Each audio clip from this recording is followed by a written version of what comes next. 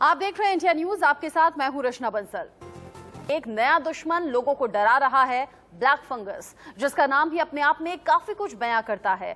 Corona के इलाज में मिले स्टेरॉइड से जिस्म के नाजुक हिस्सों पर इसका वार इंसान को मौत के मुंह में धकेल रहा है। ब्लैक फंगस एक तरह का संक्रमण है जिसे कि डॉक्टर कैंसर की तरह ही घातक मान रहे हैं। सरकार और स्वास्थ्य संगठन इस संक्रमण को रोकने की दिशा में लगातार काम कर रहे हैं। स्वास्थ्य विशेषज्ञों की माने तो इसके चलते मृत्यु दर 50 से 60% के बीच हो सकती है। ऐसे में इस संक्रमण को लेकर लोगों को किसी भी तरह की लापरवाही नहीं बरतनी चाहिए। स्टेरॉइड एंटीबायोटिक दवाओं के ज्यादा इस्तेमाल से आईसीयू में रहने वाले मरीजों में म्यूकोमाइकोसिस यानी कि ब्लैक फंगस की शिकायत देखने को मिल रही है। आप मेरे इर्द गिर्द जो तस्वीरें देख रहे हैं, इस वक्त उन राज्यों के नाम ज्यादा सामने आ रहे हैं जहां पर संक्रमितों की संख्या सैकड़ा पार कर चुकी है। इन सब में सबसे बुरी हालत महाराष्ट्र की बताई जा रही है, जहां पर मरीजों की संख्या 300 तक पहुंच गई है। तो वहीं यूपी, मध्य प्रदेश, दिल्ली और बिहार में भी हालत दिन ब दिन खराब होते हुए दिख रहे हैं। ब्लैक फंगस को लेकर अलग अलग तरह की एडवाइजरी हम सरकार के जरिए भी वक्त वक्त पर देख रहे हैं, लेकिन जो फिलहाल ताजा अपडेट है, सरकार की तरफ से एडवाइजरी जारी की गई है ब्लैक फंगस को लेकर, क्योंकि कोरोना काल में ब्लैक फंगस के नाम से ही दहशत लोगों में पैदा हो रही है। कोविड के दौरान जिसे स्टेरॉइड की दवा दी गई हो, उनमें ये बीमारी ज्यादा देखने को मिली है। डेक्सा मिथाजोन मिथाइल और साथ ही साथ प्रेडनिसोलोन दवा जिन्होंने ली हो, उसमें इसका रिएक्शन देखा गया है। कोविड मरीज को ऑक्सीजन या फिर आईसीयू में रखा गया हो, वहां से भी इसका खतरा, इन्फेक्शन कह सकते हैं कि लग सकता है। इसके अलावा डायबिटीज कंट्रोल में ना हो तो भी ये बीमारी आप में अटैक कर सकती है। साथ ही कैंसर या किडनी का इलाज पहले से चल रहा हो, मतलब जो गंभीर बीमारी से पीड़ित है, डायबिटिक हैं, कैंसर या किडनी का इलाज चल रहा है और इम्यून सिस्टम कमजोर है, तो ये शरीर के किसी भी अंग पर अटैक कर सकता है। अब ब्लैक फंगस आखिर है क्या, इसके लक्षण क्या कुछ है, ये भी आप समझ लीजिए। चेहरे के एक तरफ दर्द हो सकता है, सूजन या फिर सुन्न जैसा आपको महसूस होगा। दांत में दर्द हो या फिर दांत हिलने लगे या फिर कुछ खाना चबाने में आपको तकलीफ होने लगे दांतों के लिहाज से, तो ये इसी बीमारी के लक्षण मानकर चलिएगा। उल्टी या फिर खांसने पर कफ अगर आए और उसमें कफ में खून आए, तो ये आप समझिए कि ब्लैक फंगस अटैक कर चुका है। तुरंत डॉक्टर से बात करें। अब सरकार की तरफ से एडवाइजरी जारी की गई है, लक्षण दिखने पर आपको क्या करना है क्या नहीं करना है ये भी जानिए। अगर ये सभी लक्षण जो हमने अभी आपको बताए ये आप में दिखाई दे रहे हैं, तो आपको सरकारी या प्राइवेट अस्पताल में तुरंत डॉक्टर से संपर्क करना चाहिए। नाक कान गला स्पेशलिस्ट को आप तुरंत दिखाएं कि इस तरह की दिक्कत क्यों हो रही है। फिर डॉक्टर्स की सलाह पर आगे इलाज आपको करवाना है। विशेषज्ञ जो एक्सपर्ट डॉक्टर्स हैं उनसे आप इलाज करवाएं और घरेलू इलाज से बचें। इस वक्त क्या हो रहा है कि डॉक्टर्स पर जाने की वजह से कतरा रहे हैं लोग, सोच रहे हैं कि डॉक्टर के पास ना जाना पड़े, घरेलू उपाय से ही हम ठीक हो जाएं। लेकिन ब्लैक फंगस चूंकि बहुत गंभीर बीमारी है और अभी इस पर रिसर्च चल ही रही है, ऐसे में अगर जो भी लक्षण आप में दिखाई दें तो आप तुरंत डॉक्टर के पास जाएं बजाय कि घरेलू उपाय के। ब्लैक फंगस में किस तरह की सावधानियां आपको बरतनी है ये भी जानिए। खुद या किसी के सुझाव पर स्टेरॉइड लेने से बचें। किसी के कहने पर कोई भी दवा आपको नहीं लेनी है। डॉक्टर या फिर एक्सपर्ट की सलाह पर ही आप किसी भी दवा का सेवन कर सकते हैं। कोविड में मिल रही दवाओं में स्टेरॉइड की जानकारी लें। कौन कौन से स्टेरॉइड आपको दिए गए हैं, क्या कुछ इसके बारे में रिएक्शन से जुड़ी खबरें हैं, उनमें आप डॉक्टर से सलाह लें। डॉक्टर 5 से 10 दिनों के लिए ही स्टेरॉइड देते हैं। कोरोना केसेस में ये देखा गया है। बीमारी के करीब हफ्ते भर बाद ही स्टेरॉइड दिए जाते हैं। स्टेरॉइड ताकि जो मरीज है वो आसानी से रिकवर कोरोना से कर सके। लेकिन इसमें रिएक्शन भी अलग अलग तरह से अलग अलग केसेस में देखने को सामने आए हैं। अब उत्तर प्रदेश में भी ब्लैक फंगस के मरीज सामने आ रहे हैं और ऐसे एक एक करके करीब 10 राज्य ऐसे हैं जहां ब्लैक फंगस के केसेस देखे गए। लेकिन उत्तर प्रदेश में वो कौन कौन सी जगह है जहां पर ब्लैक फंगस के केस सामने आए हैं आप जानिए। वाराणसी जहां पर 25 केस अब तक मिल चुके हैं, लखनऊ में 20 केस, गोरखपुर में 10, प्रयागराज में 8, गौतम बुद्ध नगर में 5 केस, मेरठ में 5, कानपुर में 3 केस, मथुरा में 4, गाजियाबाद में भी 4, जबकि आगरा में 2 केसेस ब्लैक फंगस के मिल चुके हैं।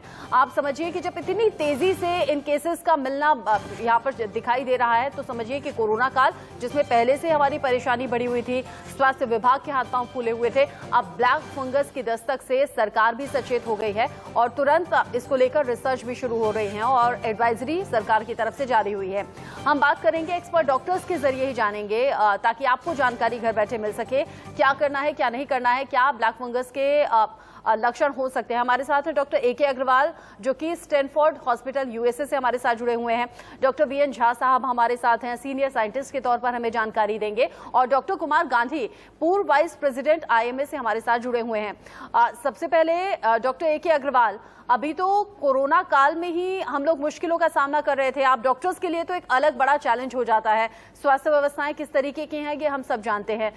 अभी कोरोना को लेकर रिसर्च, फिर उसकी वैक्सीन, अब ये ब्लैक फंगस, नाम से ही डर लग रहा है। जो लोग इसके बारे में सुन रहे हैं सोच के ही रूह कांप जा रही है।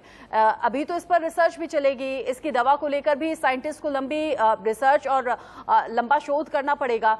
ऐसे में उन मरीजों को आप क्या सुझाव देंगे जो पहले से कोरोना से संक्रमित हैं? उन तीमारदारों को क्या सुझाव देंगे जो कि उनकी देखरेख कर रहे हैं? क्योंकि कई बार तो देखरेख करने में भी हम लोग संक्रमित हो जा रहे हैं।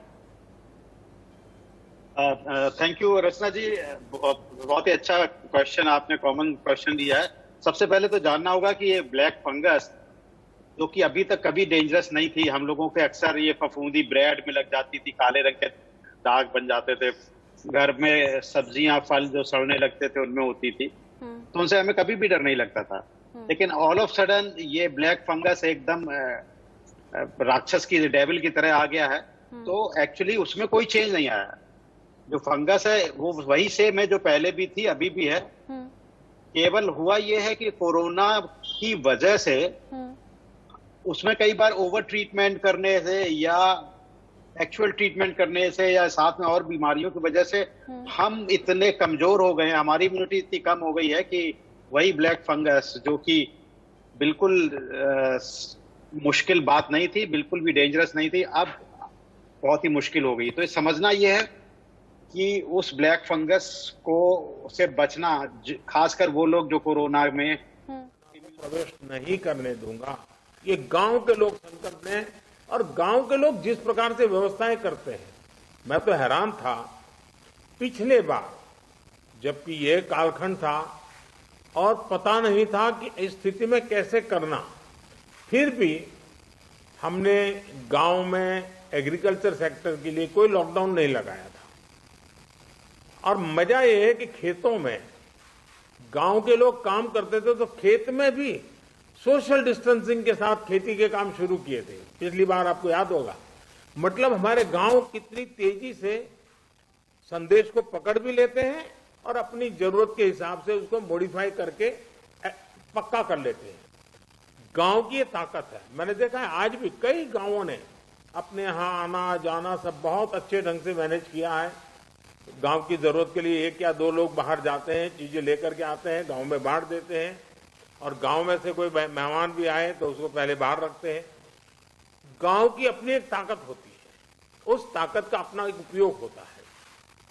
और मैं साथियों कहना चाहूंगा कि कोरोना के खिलाफ इस युद्ध में आप सब लोग एक बहुत महत्वपूर्ण भूमिका में हैं। आप एक तरह से इस युद्ध के फील्ड कमांडर हैं।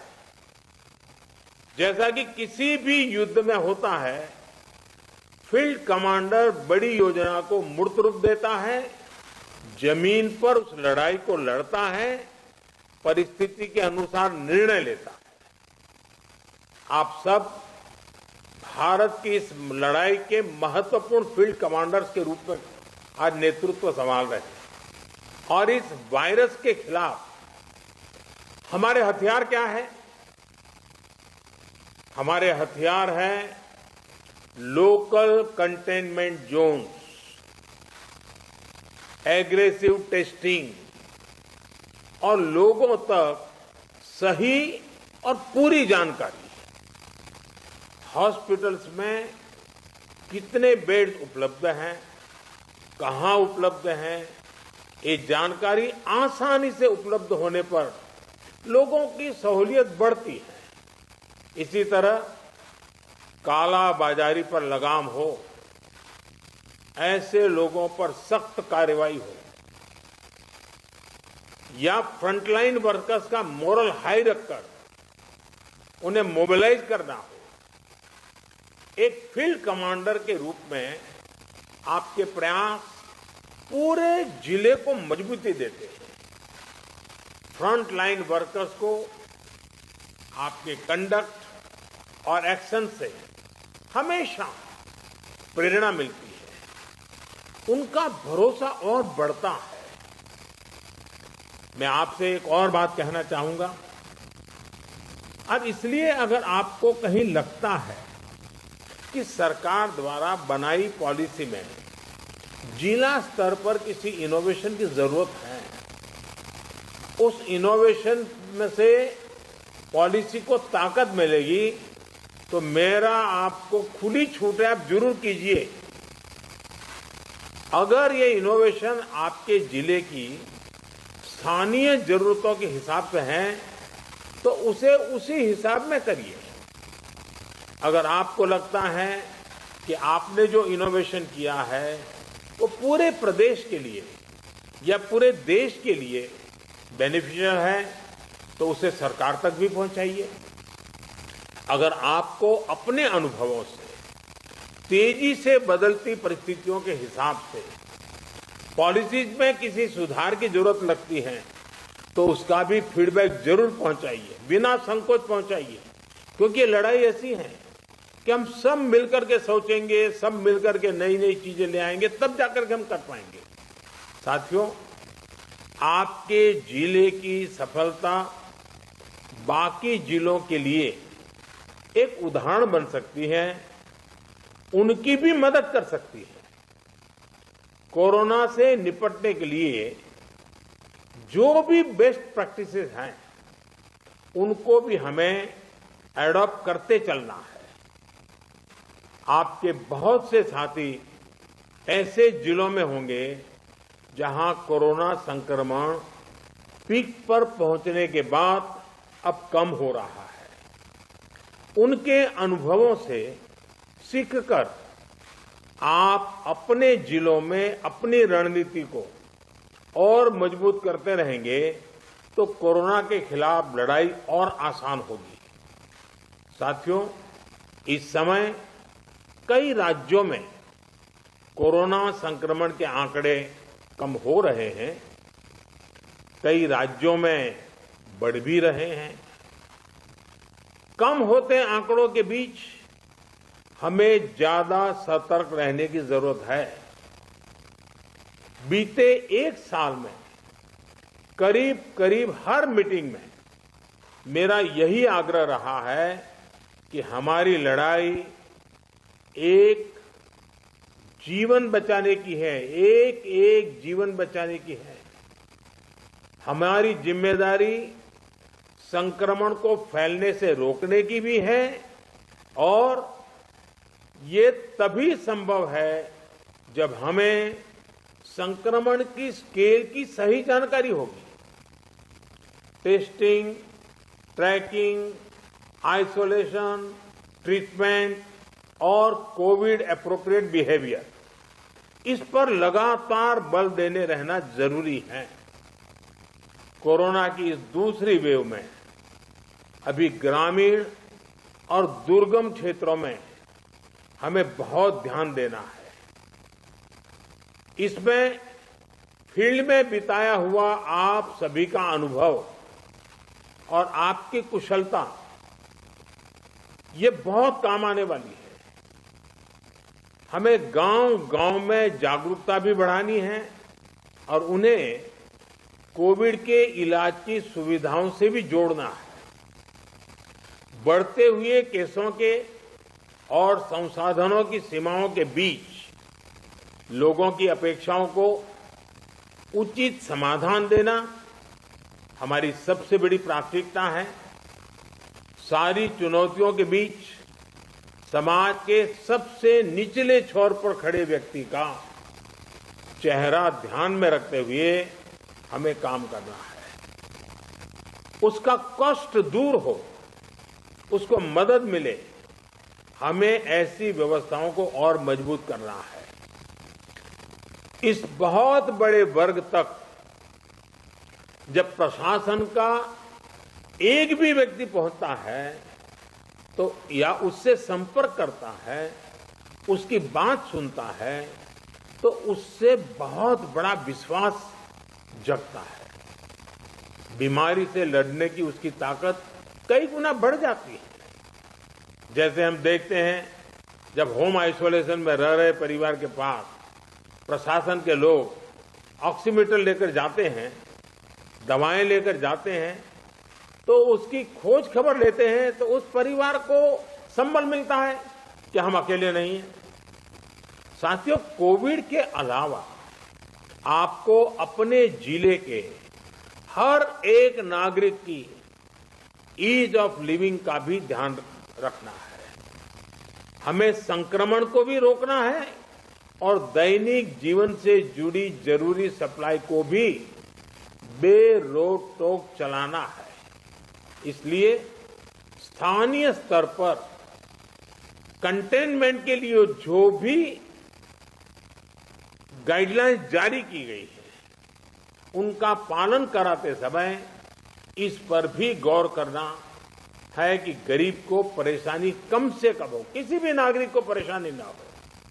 साथियों, पीएम केयर्स के माध्यम से देश के हर जिले के अस्पतालों में ऑक्सीजन प्लांट लगाने पर तेजी से काम किया जा रहा है। कई अस्पतालों में ये प्लांट काम करना शुरू भी कर, जैसे अभी चंडीगढ़ का हमने सुना, कितना बेनिफिट हुआ उनको। और इसलिए आपसे मेरा आग्रह है कि जिस भी जिलों को ये प्लांट अलॉट होने वाले हैं, वहां हर जरूरी तैयारी पहले से पूरी होने पर ऑक्सीजन प्लांट और तेजी से सेटअप हो जाएंगे। अस्पतालों में ऑक्सीजन मॉनिटरिंग कमेटी जितना सही काम करेगी, उतना ही ऑक्सीजन का सही इस्तेमाल हो पाएगा। साथियों, टीकाकरण कोविड से लड़ाई का एक सशक्त माध्यम है। इसलिए इससे जुड़े हर भ्रम को हमें मिलकर के उसको निरस्त करना है। कोरोना के टीके की सप्लाई को बहुत बड़े स्तर पर बढ़ाने के निरंतर प्रयास किए जा रहे हैं। वैक्सीनेशन को लेकर व्यवस्थाओं और प्रक्रियाओं को हेल्थ मिनिस्ट्री लगातार स्ट्रीमलाइन कर रही है। कोशिश ये है कि अगले 15 दिन का शेड्यूल राज्यों को एडवांस में मिल जाए। इससे आपको भी पता रहेगा कि जिले में कितने लोगों के लिए वैक्सीन उपलब्ध होने जा रही है और आपको किस हिसाब से तैयारी करनी है। वैक्सीन वेस्टेज रोकने में जिला स्तर पर सही प्रबंधन की भूमिका के बारे में भी आप अच्छी तरह जानते हैं। आपके सहयोग से वैक्सीन वेस्टेज पूरी तरह रुक सकती है। इतना ही नहीं, ऑप्टिमम यूटिलाइजेशन की दिशा में हम सफलतापूर्वक आगे बढ़ सकते हैं। साथियों, ये समय एक प्रशासक के साथ ही एक ह्यूमन रिसोर्स और लॉजिस्टिक मैनेजर के रूप में भी आपकी भूमिकाओं को टेस्ट कर रहा है। मेडिकल से जुड़ी सप्लाई ही नहीं, बल्कि आपके जिले में दूसरी जरूरी सप्लाई भी पर्याप्त हो, ये बहुत जरूरी है। बरसात के मौसम में हम सब जानते हैं कि आप जो रोजमर्रा सरकार के कामों में जुड़े होते हैं, लेकिन जैसे ही जून महीना सामने आना शुरू होता है, आपका ध्यान मौसम, बारिश क्या हो सकता है, क्या कर, उसमें जाता ही है। काफी आपको अटेंशन देना पड़ता है। और इस बार भी बारिश अब शुरू होने जा रही है, तो स्वाभाविक आपको बरसात के मौसम की जो चुनौतियां हैं, जो एक्स्ट्रा आपके लिए बर्डन भी होती हैं, जिम्मेवारी भी होती हैं, और इसलिए आपको बहुत तेजी से अपनी जरूरतों को मैप करना है और जरूरी प्रबंध करना है। अब कई बार तेज बारिश के कारण बिजली चली जाती है और कहीं अस्पताल में बिजली चली गई तो बहुत बड़ा संकट हो जाएगा ऐसे समय। तो ये चीजें अभी से हमको सोचनी पड़ेगी। चुनौती बड़ी है, लेकिन हमारा हौसला उससे भी बड़ा है और हमारा रिस्पांस न भूतो न भविष्यति, ऐसा ही होना चाहिए। इसी हौसले और संकलन के साथ, इसी इरादे और संकल्प के साथ हम देश को इस संकट से बाहर निकालेंगे।